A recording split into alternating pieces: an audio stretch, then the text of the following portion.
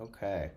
What's going on, everyone? Welcome to episode one of Built by Blake. We have a really special guest, Archie. Archie's a really cool colleague, friend, and brother of mine. We've been in conversation for several years because of different business ventures that we've had, different growth periods, and just like all around through friends of friends. So I'm really excited with the whole focus of Built by Blake. One thing is to inspire and uplift people to start their own brand while also showcasing how we build our own brands as well. So what better way than on top of just talking about myself than to build and bring somebody in like Archie, who has built several businesses but led him to his overall purpose and what his why is right now. So to give you a little bit of background on Archie today, Archie was a was the co-founder of a brand called Wear Brims. Wear Brims had really amazing products from different pieces of headwear and was in different high-end luxury spaces and retailers, did a lot of championing for events, and has done tons and tons of different accomplishments, from having different showcases and showrooms within New York City during New York Fashion Week, just from overall all impact. And seeing somebody with those types of accolades and accomplishments, it doesn't just end there. So he took his talents and founded a brand called Brain Love, which we're going to talk about today and jump about the overall conversation of how he built it to what it is today, and just really the thought process and diving deep on what the foundation is of a good brand and what he hopes to have in the future. So, with all due respect, I'll pass it over to you, Archie. If you could just give a little bit more background about like what your pivoting and defining moments were, and we'll just Yeah. get right in. No, man. Well, first of all, pleasure always like be able to connect, man, be able to build through conversation, fellowship. Again, Archie Turned, founder, CEO of Brain Love, is a fashion brand focused on changing narrative around mental health and wellness within our communities. Um, that's our perspective. That's what we want to build. We realize that there's a challenge in honestly what mental health is, but also getting people to value where they truly involved and the best version of themselves and really reach their full potential and the success and happiness and joy. So we're building something unique, disruptive. We're still building, we're still growing. You know, we use a lot of success, but we're super excited to be in this space and be able to make impact through fashion. Yeah, I love that, man. So, speaking of impact with fashion, I think a lot of times people think solely monetarily, or they think about like the amount of products that you've sold in terms of that. So, to jump in, what does impact mean to you as far as being a brand owner? And then holistically, what was that defining moment on creating Brain Love, as far as what type of impact that you want to have and what you guys are currently doing to show that form of impact right now? No, for sure, man. Impact for me, man, is just able to change people's lives, right? I think we're in a time now where a lot's happening from political to just life and day life. People are trying to figure it out. You know what I mean? And I think first and foremost, for me, it's just grateful to be able to do this again. You know what I mean? And I think that even with where there was a perspective of impact through conflict. And I think in this space right here, it's getting people to see value in themselves. Because I know how difficult it can be to be confident in yourself, um, to be able to put your boots up and be able to do it again, be able to pivot and make things happen. So I think impact is really getting people to see value in themselves and how they can really make change in life. And that's something I'm really looking forward to, is just really getting people to see that they can really reach their full potential and reach their dreams. But it takes the mental and the mindset to shift in order for us to really reach our full potential and what that looks like. And I think Brain Love is a space where we're leveraging fashion and the confidence around fashion to be able to do that. And we're excited. You know, we have a meeting every Tuesday and we're brainstorming. Right, we're still figuring out. We're still trying to figure out what it takes to build a social impact fashion brand, because it's something a little different. I don't know anybody within my field that has done it in the space that we're doing it when it comes to the mental health and the wellness and the holistic thought process and the mindset around that. And it's exciting, you know what I mean? Because I think that You see so many people. I'll say this: you look at social media and you look at how that's impacting how people think and how we push forward and how we motivate ourselves, and it's a lot of negativity around that. You know what I mean? And we can't get and be motivated and inspired by negativity. And I think that to have a brand that's really focused on oneself and our customer self isn't powerful. It's powerful. What I mean, we say that we have these two terms where we say, your evolution starts with you, and we truly believe that. I think in order for you to make change in your life, whatever that looks like, I think it's spiritual, but I think it's also mentally, right?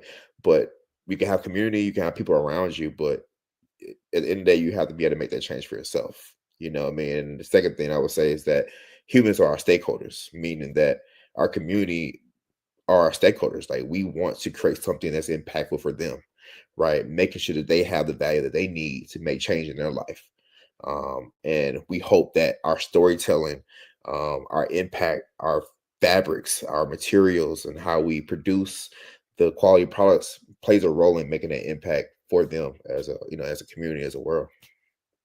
Yeah, I think the thing that's interesting about like what you're doing is because like when you look at the fashion industry, there's so many different layers as far as how people are able to tap into that market, right? When you look at fashion, it's just already from like the price point you have, whether it's considered like luxury or not, what the target retailers are and everything like that. And then as far as inclusivity and exclusivity that comes between it. But the ultimate thing that ties like everything together is the way that fashion makes you feel. And it's so interesting seeing like all these fashion houses where they have like new creative directors, creative direction and stuff like that. But it's interesting seeing like the creative directors have a brand's affinity and take it to different fashion houses. And I love how your origin of what you did with your previous company builds the affinity, but it's like the foundation of the brand. Mhm. Especially when you look at like some of these fashion houses right now, it's like they hire new creative directors, but once that creative director leaves, the brand is kind of not doomed per se, but they're in a space where they have to start completely fresh. Whereas you have a company that is Absolutely.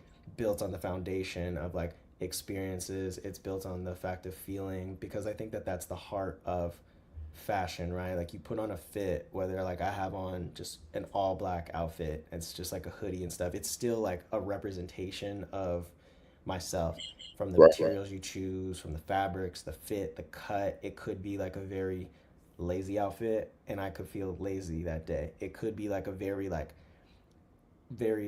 high effort outfit that I have that doesn't seem like it, but that can be a representation of it. So I love how like you're saying that, especially with when it comes down to that. And I just want to know what your experience has been since you are. I know that you were saying that you think you're one of the first people to do it. I would say that you are, and I've seen that countless times just because like the representation that I make sure I exemplify with my company, it takes it a step further from the mental health aspect of it. But I guess like what are some of the things that you have personally experienced when implementing the mental health component by tapping that into the fashion industry as well? How's that been for you? Man, I think that it's a journey, bro. Because I think as we're in the space of figuring out how we want to make our true impact, how we want to show up for our community, how we want to show up for the world in real time with our lives, right? I just thought about therapy. Because at the end of the day, it's like I need to be clear, right, in order to like, make the best decisions to be able to make impact for the customers that we want to impact. You know what I mean? And I'm in this journey with myself constantly, right? How do I become better? How do I evolve, right? You know what I mean? And what I'm also realizing that, man, I was just telling me and my friend was just talking about it today. Is just like only God makes these choices for you. You know what I'm saying? And of course, it's based on what you believe, right? But for me, my spirituality has played a major role in my journey, right? God has brought me to where we are with Brain Love, and I'm giving everything else to Him. All I can do is be present in the moments and really take every day of like, how can I get 1% better every day? Right? How do I show up better every day? Right? You know what I'm saying? If I have a perspective or a thought that comes to my mind, it's my obligation to do it in that moment. Right? It's not about saying, let me wait. right? Because sometimes you and I'm a product of it, right? In the beginning, when we started Bring Love, I'm like, my did this before. Like I ain't gotta work as hard. I don't gotta do none of this anymore. Like I don't have to do the same thing I did in the beginning. Yes and no, right? Because there's gonna be certain things that are gonna come easy. So certain things that's not. It's a different idea, a different concept. You know what I mean? So you can't your past does dictate your future, but sometimes your future can dictate your past. At the same time, that makes sense. You know what I mean? Like my past is going to play a role in how I make decisions, but my future or what I want to be, that what I want it to be, I need to look at that and say, okay, cool. What decisions can I make now to impact the future? You know what I mean? Like for us, we are looking to exit. Like we're building to exit. Because I learned with Wear Brims is that nothing's promised. Regardless of how much love you put into it, regardless of how much sweat you put into it, regardless of how much blood you put into it, no matter how much sleep you don't get, all that they don't care. None of that matters. Once it's done, you can't get none of that back. You know what I mean? So my perspective is different around how I'm building this brand. Like I'm not saying that we will exit, but I'm saying I'm building it to be exitable, right? Because at the end of the day, none of this is promised. Fashion can cycle anytime. It's a full circle moment. Like brands come in and out. You know what I mean? And it's a little harder in small brands, right? In small businesses, because at the end of the day, it's like there comes capital, there comes sustainability, there comes keeping it consistent. It's a lot of things that come into play. So I'll say all to say that, man, is just like me in real time of making sure that my mental and I'm paying attention, but also being an expert. Like if I'm gonna really push this narrative and this thought process of a holistic living, mental health, and I'm saying all these things align back to a better life, then I have to show you too. And I'm telling you, it's great, right? Because at the end of the day, it's like if I take the pressure away from myself and say, hey, God, like, I'm just going to do the work. I'm giving all the meetings, the opportunities, the retail relationships, I'm giving that all to you. And if something doesn't happen, then it means it's not for it to happen. That doesn't mean that I'm not going to have a human reaction sometimes. It's like, man, like, I really wanted that. But at the same time, it's just like I have to understand that God truly has a bigger. He's testing me. He's I don't know whatever he's doing. Right, he is the one that's holding this ship. He's keeping me above water. He's making sure I'm steering down this journey. You know what I mean? All I'm doing is making sure that I'm putting myself in a position to win, and that's with learning, growing, and evolving every single day. It's like you have to sit in a state of emotion before you're able to move forward with things, because as a business owner, you're really trying to figure out like what can get automated and what can get like done, but there are certain things that you can't automate, right? Like especially when it comes down to there needs to be like a sense of human touch from whatever you're creating to like the business relationships that you have. You got to put the time, effort, love, and work into it. When we were when we were doing a lot of research and development back in 2023, 2024, what I was doing was I was trying to figure out different ways to like push out and do like batch content creating. And like batch content creating for us was how can we get like 2 posts a day every single day up on all social medias, and like we were just pushing stuff out. And then my social media manager, who I'm working like very heavily with, she's like, yeah, I could post stuff up as much as you want me to, but I need time to actually like feel, like I actually need time to like have idle time to be able to be in tune with what's going on. And there's different things like the heart of my brand started with the murder of George Floyd, right? We wanted to give back and help the community that was around us with everything that's prevalent. However, racism and everything that's happening within the world is still prevalent, right? Like there's different forms of it, there's different forms of expression, there's things that happen. And as we create these different pipelines and programs to like combat that, new problems arise. And Right, that's the part that I think that a lot of times it's really interesting, especially from like your lens of what you're talking about, is that there's the part of figuring out what's present, which is your current self, is like what is my current self, and then what do I want my future self to be? How do I get myself to be in that space? But then also, as you are focused on your present, there are future problems that you're going to experience that will then affect like your designs. It's going to affect the people you work with, your business relations, because if everything was so copy and paste, there would be no need for innovation. People would just be like, you know what, this works for me, this is fine. And like what you're doing is so dope because you're really, really diving into like the fact of like what a future brand is looking for and like validating that overall impact and stuff like that. So like Yeah, that and leads to the I next. like that too. You know, I think it's challenging yourself. You know Yeah. what I'm saying? It's putting yourself at the pinnacle of what you're supposed to be. You know what I mean? Like I was just telling my business manager, I was saying, man, we built something special, right? We created the foundation. Now let's really build it. You know what I mean? Let's build it. I know it's cliche to say, brick by brick, but I mean that's really what it is because you're really creating the foundation and then you're building the house. And now, once you build the house, you got to put the furniture in, make it look nice, make it look good. You know what I mean? So I look at it like that. Like we have the foundation. Now we're building it. You know what I mean? And let's really brainstorm and think through how do we create a $1 billion company? Like we're not putting ourselves in the box saying that we're just building a brand. No, we're building a $1 billion brand company. If Poppies can do it, they can start where they started and get sold by Pepsi and now sell for 1.7 bill. We can do the same thing. You know what I mean? So it's alleviating that block, the mental block, which a lot of times us as African American brands is that we put ourselves in a box based on what's in our bank account. Because we have a certain amount of money in our bank account, that's only what we can think about. We got to think in the moment. Yes, okay, we got to make sure that we're doing what we're doing to scale and grow. But you got to also have a delusion and say, hey, we can be that big brand. No, we miss it, we miss it. But if you never think that way and never put yourself on that pedestal, what are we doing? Like, what are we building this for? And I think that's one thing I want to challenge brands and people that are entrepreneurs and founders. Let's think big, but also got to be honest with ourselves. Got to have a product that allows us to think big. Because if your product is not big, then it's not going to be big. Yeah, and it's planting the seeds.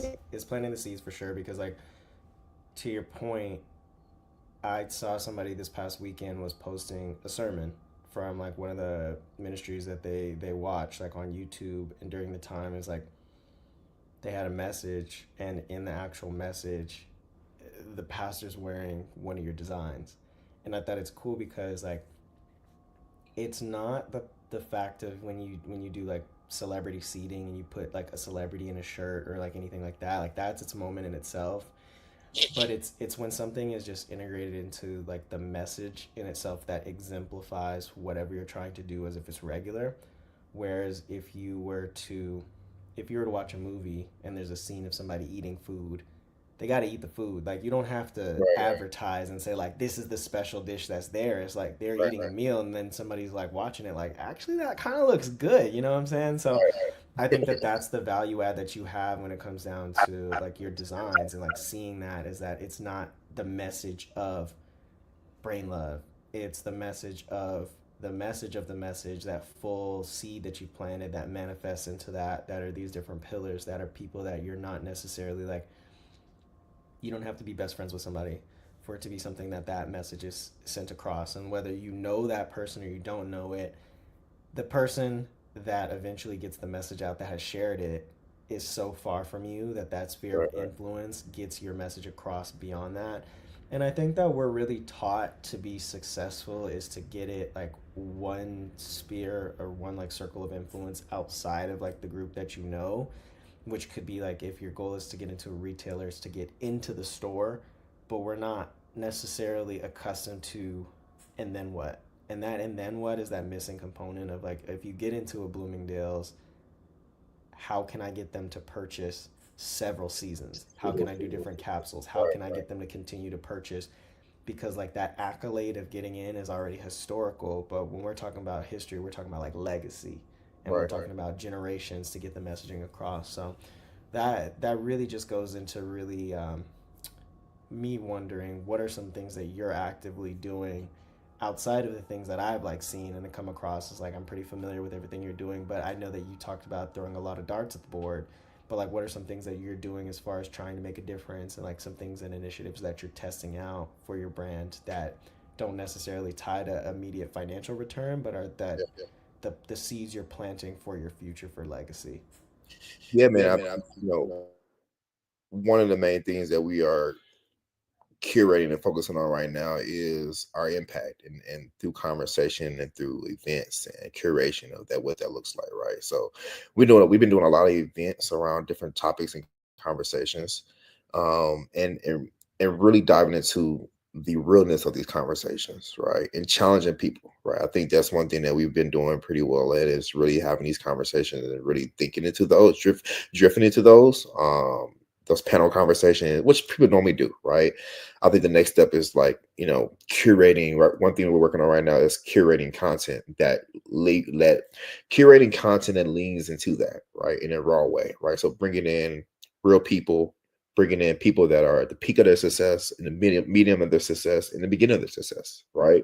To we call it the therapy talk. So the thought process of that is to be able to curate a conversation around that space, right? Not actually reenacting the space, but being in that space, right? But more important is like getting people to see power in the power of one tongue.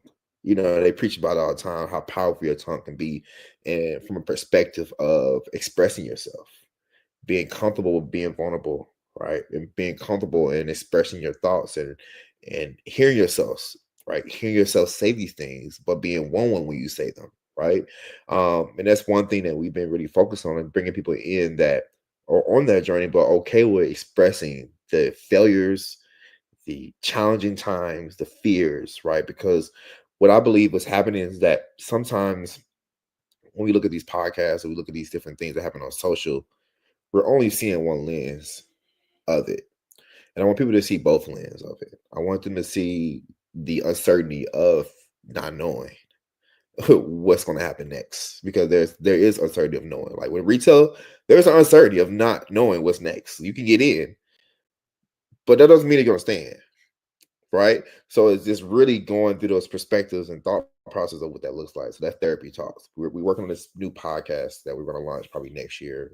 It's called The Art of Brilliance. And what I really want to do around that is really give people the tools of what it truly means to be brilliant. And we're not saying brilliant is smart. Brilliant is what you got. What are you doing to put yourself in position to grow and evolve every single day, to reach your full potential, and whatever that looks like for you, that's your sense of brilliance, right? And of course, one of the main things that we're working on right now, and it's really not tying into um, it ties into impact, but it's really more on the product side. We understand that if we're gonna be this brand, Brain Love, and we're gonna be a brand that's focused on mental health and wellness and holistic living, then we have to make sure that we're focusing on the fabrics and the fibers of our product. So from a sustainability perspective, and not just sustainability, but also natural materials, right? We've been been doing a lot of research and paying attention to what polyester is doing to our bodies, and the plastics that are coming off the polyester that we don't even know is happening to us, going into our skins and our food and things of that nature, right? So doing our due diligence to be in that process and say, hey, like we're not there yet. Like we're paying attention to the fabric that we're utilizing right now, but we want to be better. We want to make sure that we're clean. We have the cleanest products for our customers. And that's the space, right? There's the space and trend, and the importance. People are changing. Like people are seeing value in what they're eating. That's why organic is something that's very, very important right now, even in the consumers, because people are saying, "Hey, like I want to make sure that I have clean food. I want to make sure that I'm putting clean things into my body." Same thing for clothing. Eventually, people are going to be like, "Why am I paying $1,000 for something that's polyester?" You know what I mean? So that's one thing that we're working on right now. We've had some other ideas of, uh, won't mention just yet, but we're working on some ideas around a couple of subscription ideas, what that looks like, and some other things in the future. So like we're really just we want to lean into this all the way, and by leaning into it all the way, it's being able to think about how do we make the best product that impacts our customers, but also impacts their bodies, their mindsets, and their brain health, right? To make sure that they're completely living a clean life. You know what I mean? And even people that might even be familiar with what that looks like. We want to want to put you into the energy. You know what I mean? And it's an ongoing process. Like we're not there yet. But we're constantly talking about it right now and brainstorming of how do we get there. And I think that's empowerment in a small brand. You could talk about it. You could bring the customer on the journey with you and say, hey, like we're teaching ourselves, we're this is new to us. Like we are new in the social impact space, in a sustainable space. And we say all the time, like we want to be the cooler version of Patagonia. We think Patagonia is super dope, you know what I mean? But I think what makes us special is that the clothing and the designs of our clothes gives us that cool factor. And like you can be cool, but also have alignment to sustainability, have alignment to a holistic lifestyle. Like, but also it's like how I look at it too is like if you want to be successful, in my mind, being successful aligns to doing things that put you in a position to be successful. And then for me, it's not just about money. I think that if you have clean mindset, clean body, all these things, they align back to getting the money. In my mind, you know what I mean? Correct me if I'm wrong, but uh, I think that if you put yourself in a good space, and I'm not sure people have ever read the book, How to Eat to Live, Elijah Muhammad, like he talks about that. You know what I mean? It's so crazy that I'm in this space because I grew up being taught that. You know what I mean? Like it's a full circle for me. Like it's just crazy that like I'm in this space, but I'm going back to my teachings of how I grew up. Yeah, and I think that it's so layered that I think that a big responsibility as a brand owner is to you can just because you can save money in certain areas, you have to assess what the impact is going to be on the outside perspective and like the outside experience that comes to it. So, if you're creating shirts at a more affordable price and it may like cut the quality, but people will pay for it, does that make it right? And I think as a brand owner, you should have that obligation to your consumer, to your audience, to always want people to have the best version of whatever they want because that like defines customer service, right? Like when we were getting started and like what we were doing is like the first set of people that we ever hired were all people that focused on customer service, customer support. And like throughout the time, it's like I wanted to hit a specific price point for the consumer to be accessible. However, through the inception of like not only the designs, the feedback that other people are giving me, I'm like, this is what I want to do to improve. However, this is something you guys have not asked for yet, but I want to give that to you because as a customer, you deserve that. So, like, extending the return window for like products that people order and like just really like, yeah, we don't experience people complaining that the window is too short. We're just like, oh, I feel obligated to give that to somebody because like you want them to have that best experience. And it sounds like everything that you're doing is rooted in the best experience and best environment that you're around. Because if you look at like our counterparts and like you look at other people, they're always asking for the best version of whatever it is. It doesn't matter whatever it is. And even if you can't taste the difference, like I've watched a whole bunch of videos of people like drinking like wine and they can't tell the difference between like a cheap bottle of wine and a really expensive bottle of wine. And then you go to like these expensive restaurants and stuff and people get a really expensive version of wine and they're not any crazy like wine tester like knows like the palate to take the taste. However, they want that experience. And I think that that's something that goes into us, is that we should also like make sure that we are providing that as a brand, that is like no matter what the price point is, no matter what the accessibility is like to give it to people, to make sure that you're providing those outlets to other people, because you see that a lot. And I think that we had an interesting conversation before that I do want you to kind of expand about, is that aside from having the brand obligation, what do you think the obligation is for other outlets and stuff to continue to help uplift and service you for that as well? Because like when I think about it, I like know my experience as far as like people want to promote my business in a specific way. Like I get it. Like my products can be more like palatable would be the word, that if it's marketed a specific way. However, that doesn't mean that's how I want it. Where do you see the landscape of a lot of these media outlets that are promoting, and like what obligation do you think they have right now and where would you like to see them in the future? Because it sounds as if, to me, you have been creating a lot of these different outlets, from podcasts to like clean clothing, to provide opportunities from like a consumer vantage point. of things that you're going to get the messaging out to people whether they request it or not. I'm going to get you cleaner clothes to people within the next 5 years, whether they know that these items are like killing people or not, because I owe that to you. But where do you think like media outlets serve in that purpose on? Where do you think they are, and what obligation do you think that they owe to their consumers and their audience as well that impacts your business? Man, I think, man, we talked about this, man. I'm gonna be very honest. I mean, Please. yeah, bro. I think that it's time to the negativity got to stop, man. Like, I just really like it's not only hurting us, it's hurting our youth too. You know what I mean? Because they're curating their palette and their perspective based on what they see.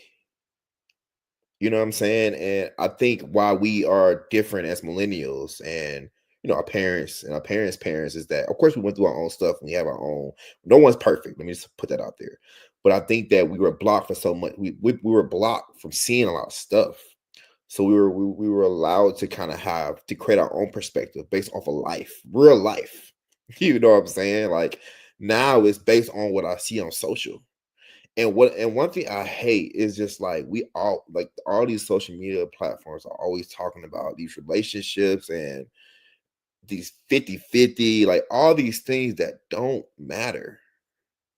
You know what I'm saying? And you're putting these certain perspectives and thought process in these people's heads, and they're going back to real life and saying these things, and it's not how life do. It's really based on what you want it to be. You know what I mean? And it's just this perspective of negativity and only talking about like the bad things that are happening. You know what I mean? Versus talking about the positivities. And I think, and I know, like, me and my wife were talking about this yesterday, and I was talking to her about it, and I was just like, man, like, I just hate that this negativity is what wins. And she was like, that's what we want to, that's what we want to see. Now that's the problem. But I also think that based on how we've been trained is why we want to see it. I don't believe that if we were giving the right positivity over and over again, that our brain will basically charging it, like I guess receive that, and my mind will continue to flow like that. So this is how I put it. Like I'm just gonna use my life, right? Because of my mother and how my mother raised me, positivity, affirmation, confidence throughout my whole entire life. Like, but honesty too. Like, I think I told you, like my mom was telling me, like, well, you can't sing. Stick to what you do best, right? Giving you confidence in yourself to have confidence in real life, right? If I got negativity all the time, then I would have negativity that will push out. And I would have to have somebody to help me reform my perspective to have a different thought process, right? So I look at that as kind of a similar notion. Like I receive what I see, right? Based on what I receive, that can impact who I am and how I react to certain things, right? So being that social media and all these things are always pushing out constant negativity, I do believe that's what you're going to push out. You know what I mean? So I think it's just like there's nothing wrong with kind of having a balance, right? I know you as a media, but also it kind of goes with what we're talking about. Like if we're make if our goal is to make change, we're not making change by giving people negativity because we know it's going to impact them. Now we want to be honest. There's a difference being honest, but also intentionally pushing out negativity. It's a difference in telling a story that has negativity in it to give you the meats and bones of the perspective so you can make a judgment based on that. You know what I mean? So my perspective is that the shit gotta stop, bro. You know what I'm saying? I think that as me as a brand, I don't care if you tell my story or not. We gonna make this thing pop regardless because we know that this shit is bigger than excuse me, person. It's bigger than which I got going on over there in that publication, which I got going over at this platform. Because at the end of the day, we trying to impact more than what y'all trying to do. You know what I mean? And we covered, you know what I'm saying? God is the one steering this ship at the end of the day. And until God tell me otherwise, then it's what it is. You know what I mean? So for me, it's that I just believe that I think it's time to challenge these and we always talk about, even I'm saying one of the things too, is like we talk about even this whole boycott thing. It's just like that shows you how powerful us together and what we can do. So if there are certain brands, and I do believe that you got to show your power, you got to show what you're capable of doing, right? If you see that there are certain brands that are making impact, why not come in and say, yo, like, we want to help amplify you. Let's put you in, let's get you a story, let's push your narrative so we can help create. Because media and PR can help create $1 billion brands, especially in this day and time now where social media is a way to market and get directly to your customers. So So you can't tell me you are a platform that's focused on enhancing Black businesses, but you're charging at the same time. Now I know it's a business, but at the same time, it's just that we didn't ask y'all to go into media. Media is supposed to tell stories. You know what I mean? So anytime I have somebody that comes in and says we have a conversation around telling our story, and they say, "Oh, well, it's $500," it's like if we were popping, you would tell our story. But we believe we're popping, and I guess our story is not strong enough for you. You know what I mean? So I look at it as all right, cool, that's fine. Nothing wrong with that because everybody has their own perspective of how they do their business. I can't control your business and how you do your business and your business model. But what I can tell you is that I'll see you soon. yeah, and it yeah, when I think of there's a lot to it. I think of when I was in college and when I was registering for classes, the first thing you do is you look up the class, the professor, and then we had rate my professor. Whenever anybody had a good professor, they are not going on rate my professor to say how great of an experience that they had with the professor was. You go on rate my professor to say who is somebody to avoid. When I moved into my new apartment, when we were looking at different places of like where I wanted to be, what area, and everything like that, I would go on Yelp, Google Maps, and I'd look it up. I never expected to see positive reviews. It's only the negative ones. This is like bad parking. This is bad visitation. This is like not safe. Never positive.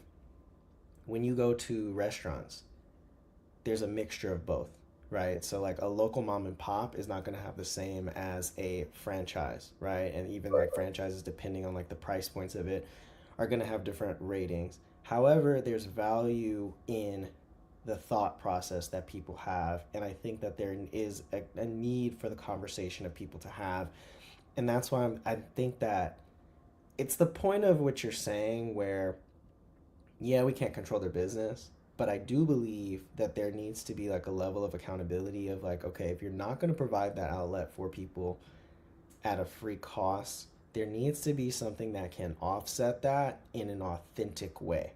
Right. I think that I have problems with people like say that, all right, well, we're going to charge you for this, but like there's no middle ground between like somebody that's developing, because you can have like there's some amazing designers that are like young that haven't had opportunities, anything like that. They just need a platform to get there, but that doesn't mean they need to pay for it, because like if that's the case, that money is like now we're talking about what's the best value for your dollar instead of like what is the creative lens of it. So I think that to your point, when you look at these outlets that are trying to charge, create like an open column of people that can submit ideas and like vet the ideas and let the community rank those ideas, and those can be developing stories. Right. If you're popping and like you see like this is going to be like a really dope idea, get everybody to go vote on that article, and like that article can now become something, and it's a contributing article, Right. which is interesting because there's so many contributing authors to these sites. But then when it comes down to like pitching, it now becomes like a plight of advertisement.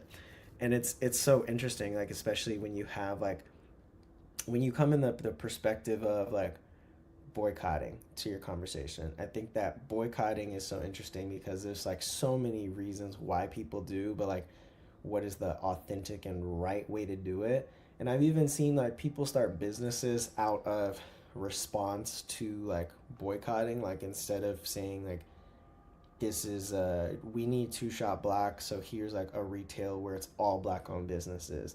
But on the back end, it's the same thing because now you're charging those black businesses to list as a business for them, to then not even be considered like, all right, this is a list of a directory of these businesses. Here's the ones that have paid. And Right. like that goes into like the whole separation component where it's like I think that people are monetizing negativity. People are monetizing and using monetization as a form of priority instead of like impact as something that people want. And that to me doesn't necessarily make sense because like if somebody's pumping a whole bunch of money into something and it's ugly, it's still gonna be ugly. Like you know what I'm saying? So like if somebody is pushing something and you've got like the lens of saying that maybe somebody doesn't have the same amount of money as Louis Vuitton to go make like a full collection that comes out of it, but they can make some custom pieces. Like I saw somebody make this really dope like 3D printed like magnetic hair clips. Like it's Uh-huh. hard. Like the designs are super hard, but the capital she needs to like print that in bulk and do that, she doesn't have that. Right. So being in that space of like, can she get her idea out to other people to see it? But if she had somebody that pushed it, you have the foundation of companies like Kickstarter and like all these other ones. Those platforms could work interchangeably to be able to like fund those brand ideas. So if you had like a Kickstarter that injected into a website like Essence, right? You can get into like an editorial where it says like, here's a business that needs some like investment. Here's how you can back it. That could be like a new avenue. And like word to Essence, because I think that they do a good job as far as like highlighting and celebrating people and like that aspect of it. I think that when you're breaking it down, like those are opportunities that like a lot of editorials are like not necessarily doing outside of them, right? Like you're Right. seeing those spaces, and like I also think that a consumer is somebody that's buying something, and like the need for them to buy something is different, like different purposes for everything. So like somebody could buy like a shirt because they need a shirt to wear, and then now you get into the price point of like, okay, well now we're spending over $35 for a shirt. Right. Is it because I need something to put on my body, or is it an investment piece? Of the investment piece, what is it actually going to? How can you break it down? And it gives a sense of confusion to the customer on why they're supporting, but it also gives them confusion as far as like what they're fighting for and what they're advocating for.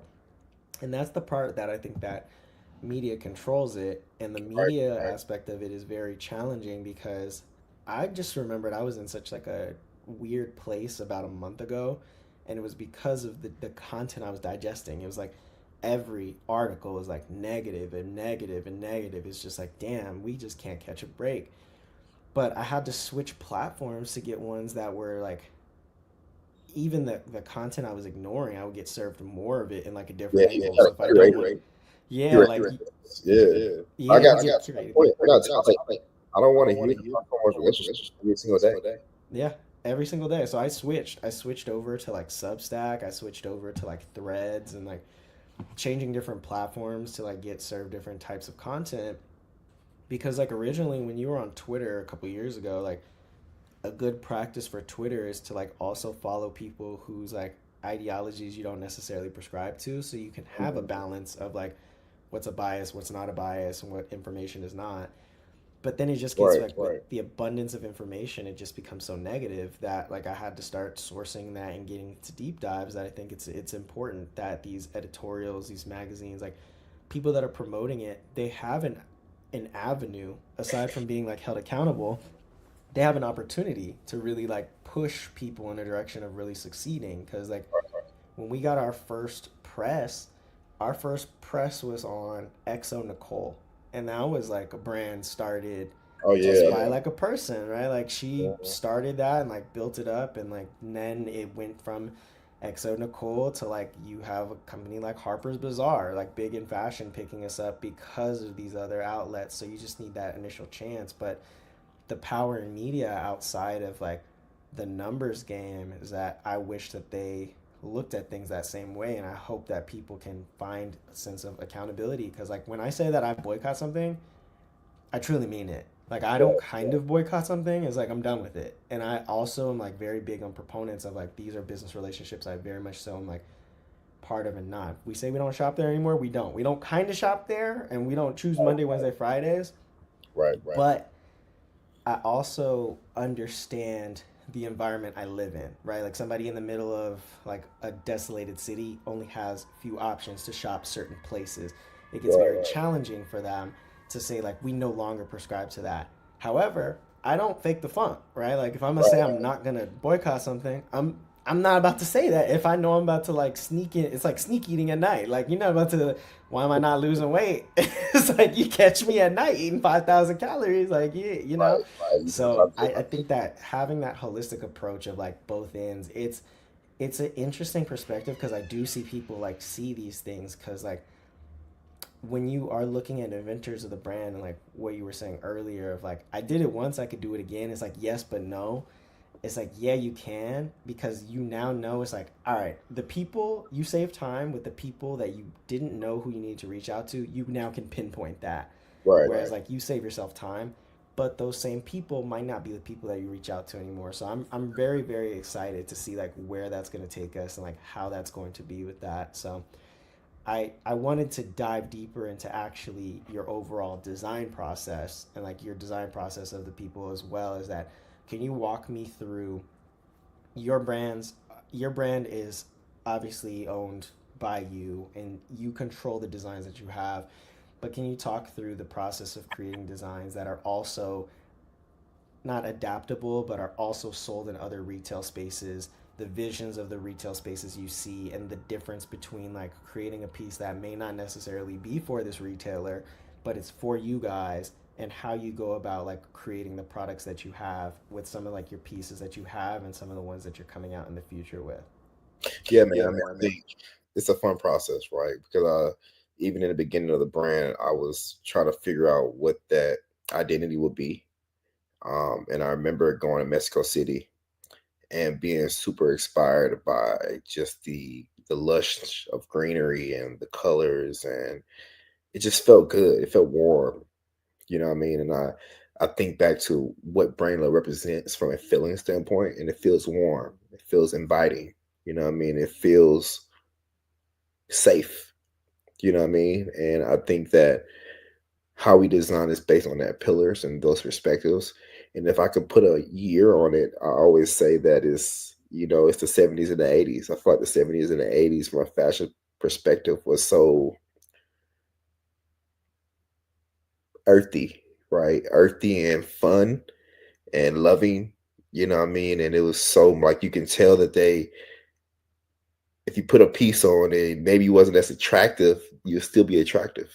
You know what I mean? Because of how you look and how you took time to curate your fit and align to your body type, right? And I think that's something that we want to focus on as we evolve, right? Getting people to see value, and it's something I'm really thinking about right now that I'm talking, is that, getting people to see value in understanding your body type and how your fit align to how you look, right?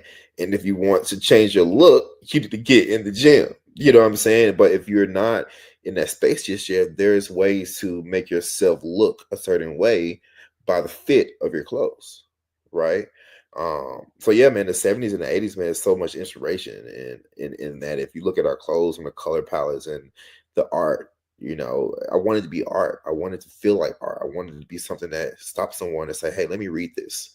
And even if it's something that doesn't have our brand name on it, that it tells a story. Like we have this sweater that's called the Baptist sweater, and it's just amazing because it just pays homage to beautiful Black women and how they are a pillar to us as men and women and anybody, right, that pays attention to the elders, right? Women play a very powerful role in guiding you down a path or guiding you down your journey, like from your mothers to your wives, or wherever that woman that may be in your life. And I look back and, in the past, how or women were the ones that played a role in guiding you, right? But also getting you to see more calmly what's in front of you. You know what I mean? And for me and for us at the brand, we're a small team. It's always thinking about how we can make sure that our story is very clear. Our first collection was called Love You, but now we're kind of going into more of a, how do you love yourself? What does that look like? What is romantic? What does me and romantic with yourself looks like? Right? How do you date yourself? You know what I mean? How do you date people around you? Not in a you can date someone in none sexual way. You know what I mean? How do you get to know people and get to know people on a stronger level? Like how do you continue to evolve with someone? Your family, your friends around you. You know what I mean? So it's very, very fun to think through like how we want to tell our stories, right? Man, like I said, I'm very inspired by just pieces from the '70s and the '80s. So as you guys see us evolve, you will see a lot of pieces from you'll see some similarities to the '80s and the '70s. You know what I mean? And how the fits look and just the swag, man. I think it's just super fly when you see a tracksuit from the '80s with the flares at the bottom. You know what I mean? Not everybody is accustomed to that style. So for us, like I like to merge both to give you a hybrid of it. Like for example, one of our best selling t-shirts right now, a Love You t-shirt, is people ask, is it a mock? Is it a mock t-shirt? It's not a mock t-shirt. Crop, I'm sorry, but crop. It's between a crop and a regular, where it gives you that tailored feel to it, but it still gives you a little trendiness, but it still feels regular at the same time. You know what I mean? So just and also challenging myself. You know what I mean? Like I come from a hat designing background, so I'm going into a more apparel, contemporary style. You know what I mean? So challenging myself to understand cuts and um, feels and fabrics and alignments that make the fat fit look the best, and also pulling from my own what I love as well. You know what I mean? And I'll be honest with me, be honest with you, bro. Like I'm not making anything different for anybody. I'm in a space where it's just like if you're gonna take the brand, taking the brand. Now, what we will do, we'll work with the retailer and curate a certain collection, a certain colorway for a particular retailer that's different from us and another retailer, so that there's full alignment from a business perspective, right? We used to do this with Wear Brims. Like we'll curate a certain hat collection for Nordstrom's versus Saks and versus Neiman Marcus. When we went into Neiman Marcus, we had a whole different collection that wasn't in our store on our website. It wasn't in Nordstrom's.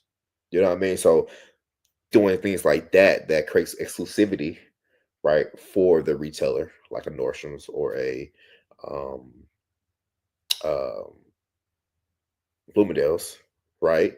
To make sure that you're successful. I think when you think about long term success, is that you just got to make sure that you go in it with an open mind, right? Because at the end of the day, they're gonna want something from you, but you kind of have to bring them back because at the end of the day, it's just like even though you want to be that All Saint or that Supreme brand or that big brand, you're not there just yet. And I think it's nothing wrong being honest with yourself, right?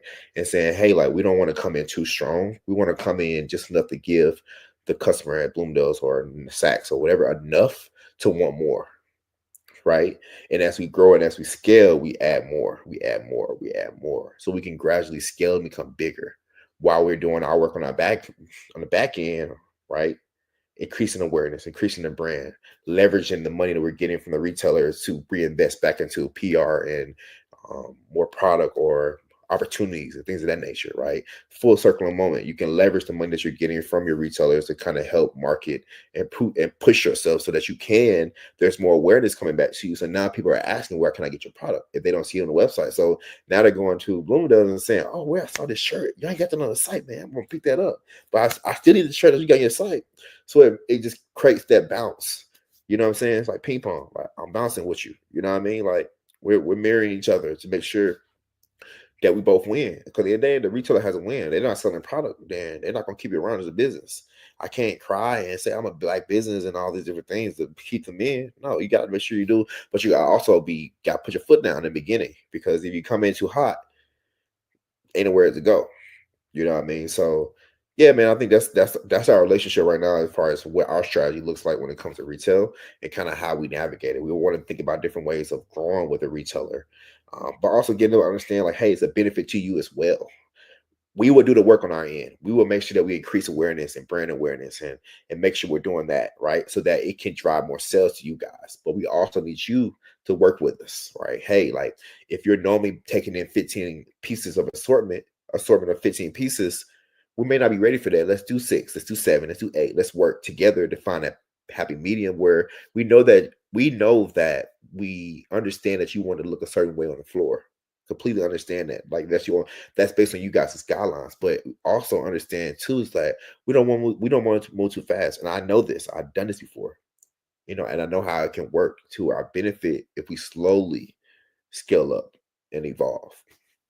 Yeah, I think the design process is like so it's so fun, but it's like stressful at the same time because you got to think about like who your audience is, and I think it's so interesting. Like the thing that you're talking about is something that I'm working on as well, right? Where we have like t-shirts, and t-shirts are pretty unisex for it. However, a t-shirt is also not very unisex when you think about it. So it's like the size of t-shirt can vary depending on like the waist, and like the waist could be like the last thing people think about as far as a t-shirt, but then like when you're pulling over the shirt, is it going to sit above the belt line, or is it going to go past the belt line?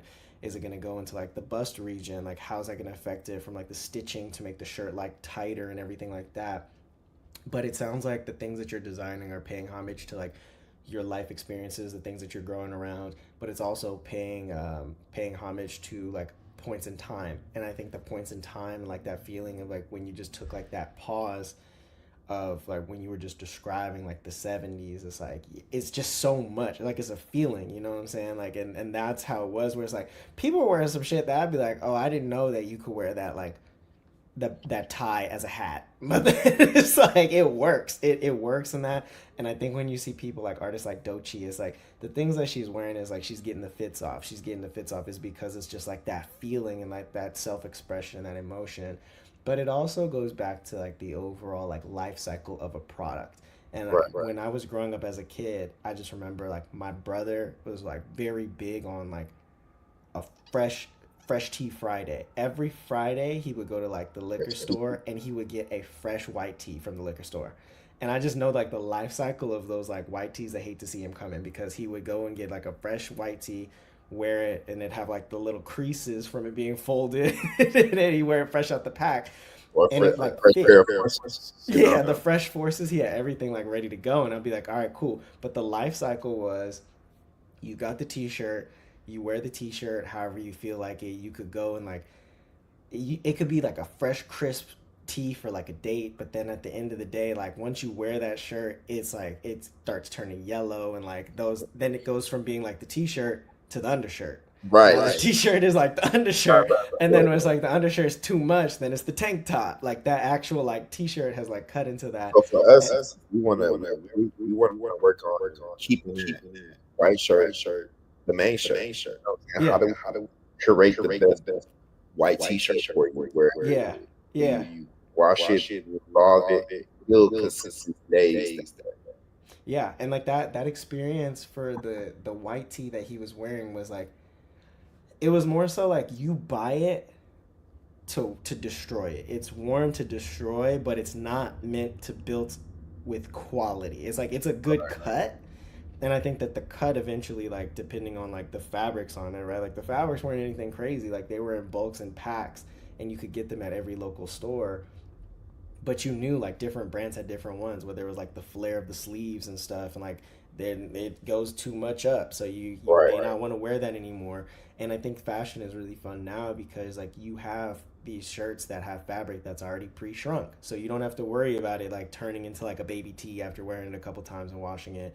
The cut of it is there. It might already have a wash on like the prints on it, so like the screen print is no longer like it's not peeling or it's not crumbling or cracking and stuff on it. The way it's cured is like so intentional that it just goes into the fact of like the investment piece of it, where like the amount of times that people would wear those like white tees, you might as well have bought this other tee because it would sustain the same level of quality.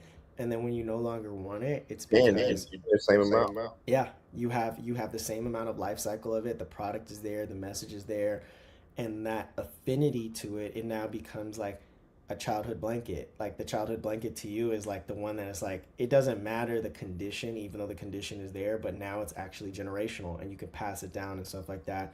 So I think it's really cool that when you start your design homage of the past, but it's in the present for the future to continue to like lead the generations of that. So I think that that's like so dope that you're really designing that. So it is really really cool. And then especially like curating these retail collections, right? Like I completely get it. We've got like 285 SKUs, and like if I went to like a How company, many? 285. Yeah, so like going to a brand and giving them a lookbook, I submitted them and nobody's buying anything. I was like, when I thought about it, somebody was like, "Well, what the hell do you mean you got 285 products on here?" Like to look at it instead of it being like, "All right, here's the curated collection and assortment." that you have to take the step back of saying like, who is this for? And like to me, it's like I've built out these different like affinities and like attachments to these different designs that now I'm able to like break down and say like, of these 285, 15 fit here, 50 fit here, Right. 5 fit here, 2 fit here. And how are we gonna like for the future collections tie back into the past instead of it being like that was a learning period, those colors don't make sense, how can they make sense, and how are Right. you doing that from it? So I think it's really cool Right. seeing that brand alignment and like companies fall into place for that. I think that the conversation we had earlier about like true boycotting is that there's a luxury in having your own pieces and having a authoritative position in terms of like the designs you control, because like you don't have to face that. If like a company is getting like ostracized because of lack of values, you get to know directly where the values are without it being like a publicized thing ahead of time, and you get to have more Right. control over that. So that's going to be like the ability to like control and like take that to wherever you are. So I think that that's really cool that you do that. But what I wanted to do was seeing how that's the past, present, and future. I want to close it out with seeing to you is where do you see yourself now that you have created the brand in the past based on your previous experience to where it is today? Where do you see yourself today, and where do you want to take yourself and your brand in the future on what that reality in full circle why is now? Yeah, man. Man, I think we are where we're supposed to be right now. Right. I think we're in a space where we're learning, we're understanding, we're putting ourselves in the space to learn and grow and figure out how do we build this brand that we think can be so much more than what it is right now. I literally was talking to my business manager today. It's just like we have something special, like we truly do. And I think the first step for us is let's get this product to be clean. Let's figure out how do we get there. You know what I mean? And then from there, let's figure out how do we connect the dots, right? I told her we have, the beginning and we have the end. We know where we are right now. We know where we want to go. We're missing the piece in the middle, right? So for how we talked about earlier around, throwing things at the dart, testing different ideas, how do we want to make impact, what that looks like for us as a brand. We realize that it starts with the product. We want to make sure that our customers are getting the cleanest product. And I think that starts with us starting to do research in it now. And I'll be honest, we're new to this. Like we've never really done sustainable before. We're gonna teach ourselves. We're gonna teach ourselves what it looks like. We're gonna bring in talk to some experts, really research and take time. And it's still early for us. Like we're not even 2 years old yet. We've had a lot of success within the first year and a half and change. So it was overly grateful that people are online into our brand and they really are rocking with us. You know what I mean? Especially, man, I'm overly grateful because I didn't even know where I was going to be in a couple of years. You know what I mean? So it brings me so much joy that people see value in what we're building, and uh, it's it gets me. I get a little emotional because it's like, man, people understand like where I came from. You know what I mean? And it's always a joy to see people take to honestly buy what you have created out your mind. You know what I mean? I say all the time, like God gave me this idea. You know what I'm saying? And I think it's only it's only up to me to take it further. You know what I mean? And really make sure that uh we are giving people a different perspective of how they should view themselves. You know what I mean? And I've had people tell me how I should view myself in a positive way that got me past my own hurdles. You know what I mean? So I could be, you'll be surprised how many people are struggling in the world. You know what I'm saying? Because they don't have community, don't have family, don't have anybody. You know what I mean? So if we can be a brand that is just a breath of fresh air for them, to say, hey, they see something that we have created. They see the campaign that we created that was different. It was impactful. It was dope. It was cool. It was fly. You know what I'm saying? Like that's where we win. You know what I mean? And I think for us, it's not putting ourselves in a box, regardless of when people, because at the end of the day, people are not going to agree with us. People are not going to support us, and that's okay. You know what I mean? But our job, when people start to say, oh man, that's just fire, it's just dope, like that's when we win. That's when we won. You know what I mean? So we're just trying to get better every single day. Like what we preach is what we're trying to do in real time. You know what I mean? So from us working on our product, figuring out how to make that better, figured out how to find the best materials for our customers, from figuring out how we want to program, how we want to partner. You know what I mean? So if you're anybody that's out there that listens to the thing, if you want to work, want to make impact, we're here. You know what I mean? We just want to make impact the best way we can. And we know that we know we have the opportunity to change this landscape of how people see themselves.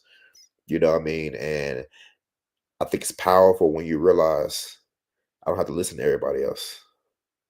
You know what I'm saying? Like once you realize that, that's when you say the matrix, that's when you cracked it open. You know what I mean? I don't care about what nobody else think about me. I really don't. You know what I mean? So it's just like either you're gonna support it or you don't. It's fine. But you will eventually. You know what I mean? Because it's gonna be cool. It's gonna be unfortunately you're gonna follow the trend. That's okay. But that's life. Like everybody is not the leader. That's how it works. You know what I mean? We are attracting the leaders. That's our customer. Our customers are the leaders, are the ones that are on the journey or trying to get there, and trying to receive the information to help them get there. And they know that they're not perfect. They know they have more work to do. And the same thing with me. I know I have more work to do as a brand. We have so much more work to do. And just excited, man. You know what I mean? This is my second time around. I don't have no expectations, but I know that at the end of the day, we have something special, and I think that God is steering the ship. You know what I mean? And it's only right for me to take it above and beyond and really make sure that we're doing what we need to do on our end. I love it. I love it. I'm really excited to see what you come out with. I'm excited to see the growth of it. I'm tuned into the podcast before it drops. I'm gonna be part of all of it. Everything you try to do, whether it's the store, Uh, whether it's the store, the shop, TV, everything you see, like just I'm very invested in it, and I figured that this would be like the best way to pilot everything off by talking to oh, for somebody who sure. I've just seen like every aspect of it from like Grateful, man. yeah, like it's just been so amazing. And then for those who are tuning in, if you haven't checked it out already, Archie's brand is brainlove.store.store, not .store.com. It's just brainlove.store. Get it right. And then check them out. Is there anything else that you want to plug or anything that you like people to see and check you out? Yeah, of course. Just check us out on our website, www.brand.store.